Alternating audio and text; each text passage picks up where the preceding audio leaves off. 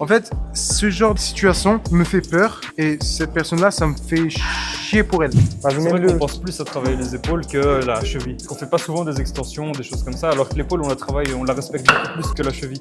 Parce que les gens pensent qu'au bench.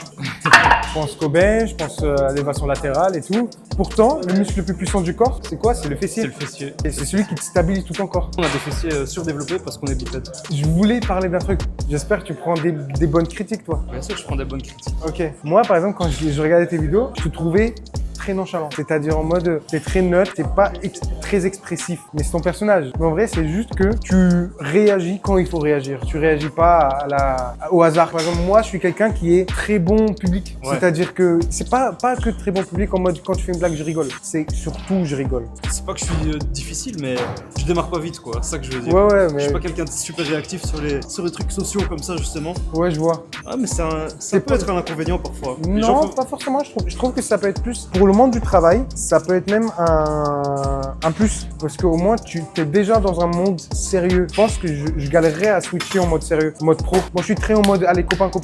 Justement, moi, genre, je suis pas méchant, mais les gens ils pourraient croire que. Que tu t'en fous de tout. Ouais, je m'en fous pas, je te jure, je m'en fous pas. Mais ouais, si t'es plus expressif, parfois c'est mieux vu. Entre un coach super amical et un coach très neutre, même s'ils ont le même niveau d'intelligence, la même qualité dans leur coaching, le coach qui a plus de qualité humaine, il vaut plus. Les gens ils vont plus être contents d'aller le voir lui. En fait, ça peut être un plus, certes. Tes connaissances valent plus que ta sympathie. En mode, j'en connais énormément. Des coachs très en mode réservé, ils parlent pas aux gens, etc.